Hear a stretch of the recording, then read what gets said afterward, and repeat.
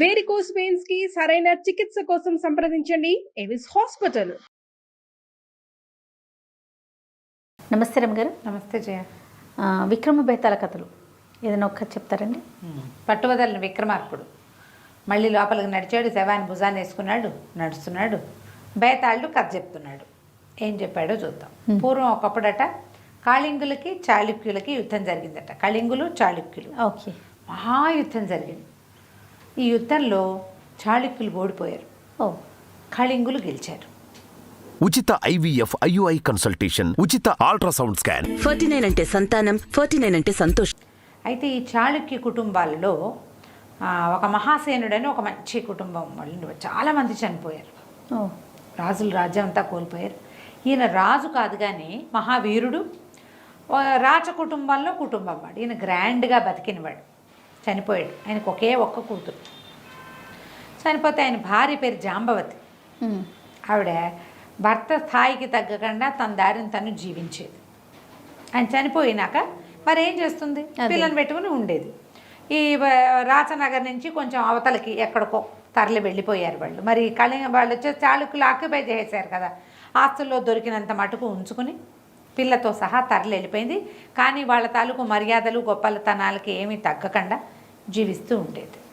పిల్లకి పెళ్లి చేయాలి. వాళ్ళకి ఒక కూతురు మధురిక, దాని పేరు. మహాద్భుతమైన సౌందర్యవతి ఆ పిల్ల. అయితే వీళ్ళకి దూరపు చుట్టం విరూపాక్షుడు అని ఒకడు ఉండేవాడు. ఈ విరూపాక్షుడు నలుపు, ఎత్తు, మోటు, ఆజానుబాహువు. కానీ వీళ్ళకి చాలా సహాయం చేసేవాడు. ఓకే. ఈ పిల్ల చిన్నప్పటి నుంచి విరూపాక్షుడికి ఇచ్చి పెళ్లి చేస్తాననేది వాళ్ళమ్మ. ఈ మధురికకి ఆ విరూపాక్షుడిని చూస్తేనే భయం. ఆయన ఇంతకో దండ, అంతకో చెయ్యి, మహాకాయుడిగా ఉండేవాడు. ఈ పిల్ల సన్నగా పిగిలి పిట్టలే బొమ్మల్లే ఉండేది. కాకపోతే ఆ పిల్లకి ఇతను తన భర్త అనే భావం బలంగా ఉండేది. కాబోయే భర్త అతనే తమని అన్ని విధాలా చూసుకుంటున్నాడు. ఓకే, సరే అట్టా నడిచింది. వీళ్ళు ఏంటంటే కొంచెం మెల్లిగా పెళ్లి చేద్దాం అనుకుంటే వీళ్ళ ఇంట్లో ఒక శాపం ఏదో ఉంది. 18 నిండే లోపల పెళ్లి చేసేయాలి పిల్లకి. 19వ ఏడు వచ్చిందంటే పిల్ల చచ్చిపోతుంది. వాళ్ళ కుటుంబాల్లో ఇప్పటికి ఎన్నిసార్లు అట్లా జరిగింది. అందుకని ఏ పిల్లకైనా 18వ ఏడు లోపలే పెళ్ళిళ్ళు చేసేవాళ్ళు. సరే విరూపాక్షుడితో పెళ్ళి అంటే పిల్ల ఏం చేస్తుంది? పెళ్ళికి బాగానే ఉంది. ముహూర్తం ఎట్టా కుదిరింది. అప్పుడేదో శ్రావణ అధికాలు అలా వచ్చి శూన్యమాసం మధ్యలో కత్తెర అవి ఇవి వచ్చి పిల్ల పుట్టినరోజు నాటు రేపు పొద్దున పుట్టినరోజు ముందు రోజు రాత్రికి ముహూర్తం కుదిరింది. ఆ రోజు మధ్యాహ్నం పెద్ద పొద్దుటి దాకా మంచి పిల్లని పెళ్లి కూతురుని చేశారు, విరూపాక్షుడిని పెళ్లి కొడుకుని చేశారు. గందరగోళంగా అవుతున్నాయి పనులు. సడన్గా 9-10 గంటల వేళ పెళ్లి కొడుకుని చేసిన తర్వాత ఏదో దొమ్మి అయింది. విరూపాక్షుడి తాలూకు శత్రు ఒకరు ఆ దొమ్మిలో ఇతన్ని కొట్టి చంపేశాడని వార్త వచ్చేసింది. అయ్యో, పెళ్లి వాళ్ళు తరలి రాల. పిల్లంతా శోక సముద్రంలో మునిగిపోయింది. సాయంకాలం అయ్యేసరికల్లా ఏం చేయాలో తెలియలే. తెల్లాడితే పిల్ల చచ్చిపోతుందేమో. 19వ ఏడు వచ్చేస్తుంది. అక్కడి నుంచి ఈవిడ బాగా ఆలోచించి, అదేంటంటే పెద్దగా క్షత్రియ కుటుంబాలున్న ప్రాంతం కాదు, వేరే జాతి వాడికి ఎటా ఇస్తారో ఆ కాలం వేరు కదా. అదే అక్కడి నుంచి ఈవిడ ఏం చేసింది, తన వదిన గారులలో ఒక ఆడపడుచుని పిలిచి, వదిన ఏం చేస్తావో నాకు తెలియదు, నా పిల్ల బతకాలి, ఈ అడవి దాటి వెళ్ళిపో. అడవి దారిలో ఎవరైనా మన కుటుంబానికి అనురూపంగా ఉన్న ఒక్క కుర్రాడు కనపడితే వాడిని పట్టుకొచ్చేసి, మిగిలినవన్నీ తర్వాత ఆస్తుందో పాస్తుందో పోస్తుందో మనకొద్దు, పిల్లాడు పిల్ల పెళ్ళి అంతే అంతే అని చెప్పింది. చెప్పేసరికల్లా ఈవిడ ఏం చేసింది, ఈ మునిమాపు వేళ ముసుగేసుకుని అడవంతా నడిచిపోయింది. ఆ అడవి ఏంటంటే ఒక కూడలి, వీళ్ళకి దగ్గరలో ఉన్న అడవి. ఏ ప్రాంతం నుంచి అయినా అటు వెళ్ళేవాళ్ళు ఆ కూడల్లో కలిసి అప్పుడు 4 ఊళ్ళకి వెళ్ళేందుకు కూడలేదు. ఓహోహో, బోళ్ళు దారులు ఉన్నాయి. ఆ కూడల్లో ఉండగా ఈవిడికి ఒక గుర్రం వేసుకుని కత్తి పుచ్చుకుని వస్తున్న ఒక కుర్రాడు కనపడ్డాడు. గుర్రం మీద చూస్తే మంచి సమున్నతాకారుడుగా ఉన్నాడు. గుర్రం మంచి దృఢంగా ఉంది. వాడు దృఢంగానే కనపడుతున్నాడు. ఈవిడ పోయి గబగబా గుర్రానికి అడ్డం నుంచి వాటి నిర్కాంతిపోయాడు. ఎవరమ్మా ఏమిటమ్మా అన్నాడు. అనేసరికల్లా, అబ్బాయి నా వెనకాల రా, నీకేం అన్యాయం జరగదు, నీకు మేలే జరుగుతుంది, నువ్వు ఈ పాడాన వస్తేనే మా కుటుంబం బతుకుతుంది, లేకపోతే లేదు. కుర్రాడు తెల్లబోయాడు. ఈ కుర్రాడి పేరు కాంతివర్మ. ఒక క్షత్రియుల కుర్రాడు. వివాహం కోసం చూస్తున్నాడు. వాడికి చక్కటి పిల్లని చేసుకోవాలని కోరిక. వాళ్ళ అబ్బా నాన్న మేనత్త మేనమామ పిల్లలు చూపిస్తారు. ఒక్క పిల్ల వీడికి నచ్చలేదు. పిల్లని ఏ ఊళ్ళో అయినా మంచి కుటుంబం చూసి పిల్లని పెళ్లి చేసుకోవడానికి వెళ్తున్నాడు. ఇలాంటి కథలు చాలా విన్నాం మనం, చేసేవాళ్ళు అట్లా. పై ఊళ్ళ నుంచి పిల్లని తెచ్చుకుని చేసుకునేవాళ్ళు. సరే ఇతనేమనుకున్నాడు, పైగా ఆవిడికి ఒక ఛాలెంజెస్ మీద ఇంట్రెస్ట్. అర్ధరాత్రి ఒక ముసలావిడ రాత్రి అర్ధరాత్రి మరి 12 అవల 10 గంటల 10-11 మధ్యలో మా ఇంటికి రా, నీకు మేలు జరుగుతుంటే ఏమిటో చూద్దాం అని చెప్పి ఆవిడని గుర్రం మీద ఎక్కించుకున్నాడు. కాంతివర్మ వాడికి వెళ్ళేసరికల్లా వీళ్ళు మనిషిని చూస్తే తెలిసింది క్షత్రియులు, కుర్రవాడు కనపడుతున్నాడు. వాడి వేషం భాష, తర్వాత గుర్రం, వాడి వరంలో ఉన్న కత్తి, వాడి తలపాగా మీసాలు ఇవన్నీ చూసి గ్యారంటీగా వీడు పర్వాలా అనుకొని, బాబు నాయన నీ పేరేమిటి నాయన అంటే కాంతివర్మ అండి అన్నాడు. అనగానే జాంబవతి అంది, బాబు నీకు దండం పెడతా, తెల్లవారితే మా పిల్ల చచ్చిపోతుంది, పిల్లని పెళ్లి చేసుకో, ఇదిగో మా పిల్లని ఆ మధురికని చూపించింది. ఈ మధురిక ఇక పెళ్ళి అవ్వదు అని నిశ్చయించుకుని చచ్చిపోతానని డిసైడ్ అయ్యింది. సడన్గా ఒక సన్నగా చువ్వలాగా ఇంత పొడుగ్గా పెద్ద పెద్ద కళ్ళు, చక్కటి మీసాలు, పండులా ఉన్నవాడు ఒకడు ప్రత్యక్షం అయ్యేసరికి పిల్ల కళ్ళు టపటపలాడిపోయినాయి. నవ్వొచ్చేసింది దానికి. పెళ్ళైపోతోంది, వీడు ఎంత బాగున్నాడో. నిన్నటిదాకా విరూపాక్షం చూస్తే వాడిని చూడంగానే భయం వేసేది, వాడిని చూసేసరికి ఆ పిల్ల కళ్ళ సిగ్గుతో కళ్ళు వాల్చేసింది. తెల్లబోయాడు, ఏదో ప్రాణావశిష్టంగా ఉన్న పిల్లని చూపించి దానికోసం దాని ఆయువు కాపాడడానికి పెళ్ళి అనుకున్నావు, తీరా చూస్తే ఇది ఇంత మెరుపు తీగలే ఉంది. వాడికి పిచ్చి ఉత్సాహం వచ్చేసింది, ఏమైతే అది చేసేసుకుందాం పెళ్ళి, మనకు కూడా అలా అయితే బాగుంటుంది కదా. అక్కడ చేసుకోవడానికి సిద్ధపడ్డాడు. సరే పెద్ద మర్యాదగా లేరు వాళ్ళు. బాబు ఈ బట్టలు వేసుకో, అడుగుచో అలా అంటున్నారు.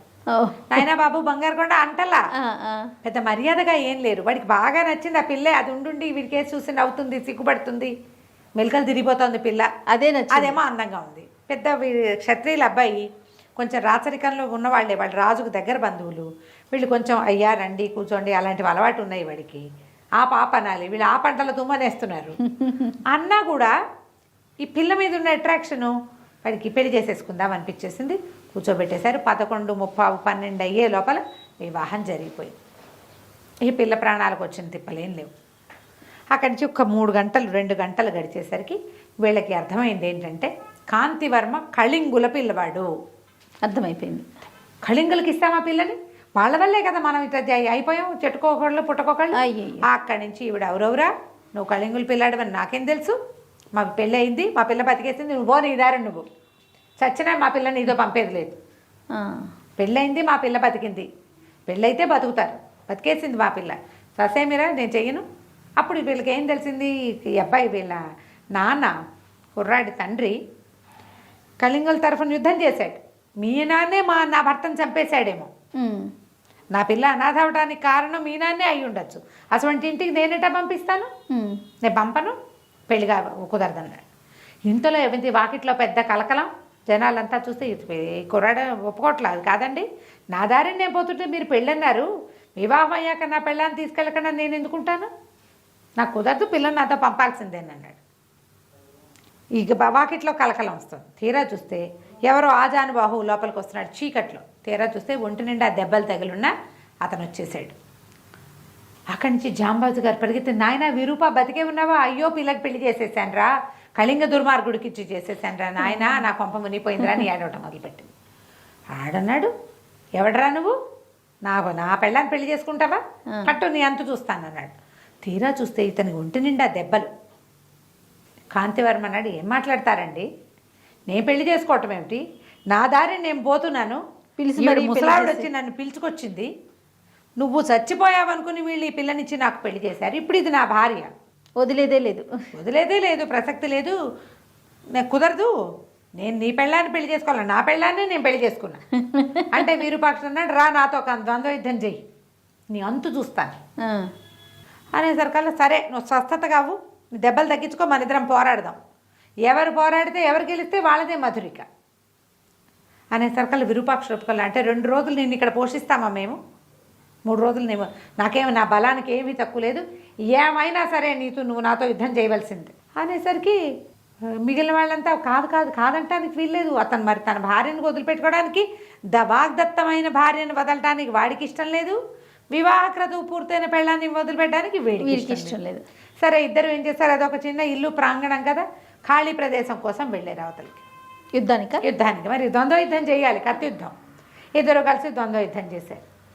విరూపాక్షుడు పడిపోయి అతను అడిగాడు, ఏమయ్యా మధురిక నీకు ఇష్టమేనా, నీకు అమ్మాయికి నువ్వంటే ఇష్టమేనా అన్నాడు. ఎందుకు ఇష్టం లేదండి, మీరు వచ్చారు, మిమ్మల్ని చూసిన అమ్మాయి చూపు నన్ను చూస్తున్న చూపు మీరు చూడలేదా, మిమ్మల్ని చూసి భయపడింది, మళ్ళీ వచ్చాడురా దేవుడా అన్నట్టు.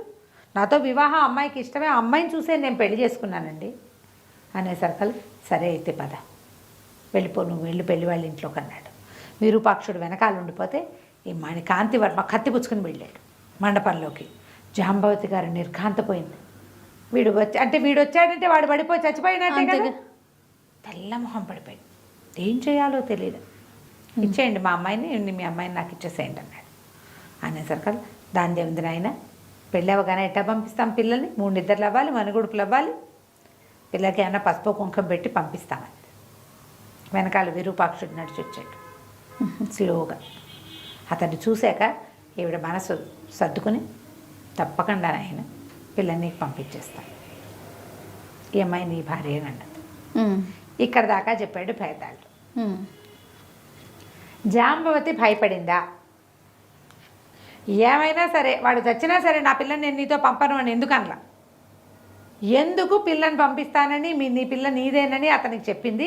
అతన్ని అల్లుడుగా యాక్సెప్ట్ చేసి ఈ మనుగుడుపులు అవి జరపడానికి ఒప్పుకుంది అని అడిగాడు భేతాళుడు. ఏం ఆన్సర్ చెప్పాలి దీనికి?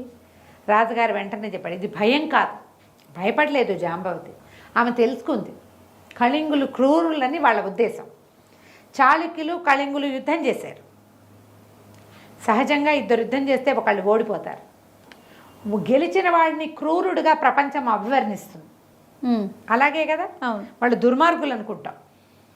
కానీ ఇద్దరు యుద్ధం చేసేటప్పుడు గెలవడానికి రెండో వాడికి కూడా అవకాశం ఉంది. అప్పుడు రెండో వాడు క్రూరుడు అవ్వాలి కదా లెక్క ప్రకారం. కళింగులు క్రూరులు, వాళ్ళ వల్ల తన భర్త చనిపోయాడని నమ్మింది. చేతిలో ఒక దెబ్బ కొడితే చచ్చిపోవడానికి సిద్ధంగా ఉన్న విరూపాక్షుడు ఉన్నా కూడా చంపకుండా వదిలిపెట్టేశాడు కాంతివర్మ. అంటే అతనికి క్రూరత్వం లేదు. కళింగుల రక్తంలో తమ ఉంటుందని తాము భావిస్తున్నది లేదు. తర్వాత తమ దగ్గర ఓడిపోయిన చాళుక్యుల పిల్లని పెళ్లి చేసుకున్నానన్న చిన్నతనం పడలేదు అతను. హుందాగా ప్రవర్తించాడు. అంతకంటే ఏం కావాలి అల్లుడవడానికి? విరూపాక్షుడు కత్తితో పొడుచు చచ్చిపోలే అక్కడ. అతను కూడా యాక్సెప్ట్ చేశాడనమాట. ఈ 2 పాయింట్ల వల్ల అమ్మాయి ఒప్పుకుని ఉండుంటుంది. ఆవిడ అతన్ని అల్లుడుగా అంగీకరించారు. తమ పిల్లల్ని పంపడానికి విరూపాక్షుడు అంగీకరించినట్టే ఈవిడ అంగీకరించారు. అంతే. పాయింట్ బాగుంది కదా. ఇది వినంగానే భేతాళుడు అన్నాడు, చాలా అద్భుతంగా చెప్పాడు. ఇదే జరిగింది. ఆమె అతను కళింగుల మీద ఉన్న దురభిప్రాయం తొలగిపోయింది ఆమెకి. యుద్ధంలో వెన్నిచ్చిన వాడిని చంపేస్తారు అలాంటి కథలు వింటారు, నిజం అనుకుంటారు. అది నిజం కాదు, తను మంచివాడు. అందుకని వదిలేసాను. చాలా బాగుంది, కానీ నువ్వు మౌనభంగం చేస్తావు కాబట్టి నేను వెళ్ళిపోతున్నా అని వెళ్ళిపోయాడు. కథ కంచికి మనం ఇంటికి. రైట్ రమ్మ గారు, నమస్తే. నమస్తే.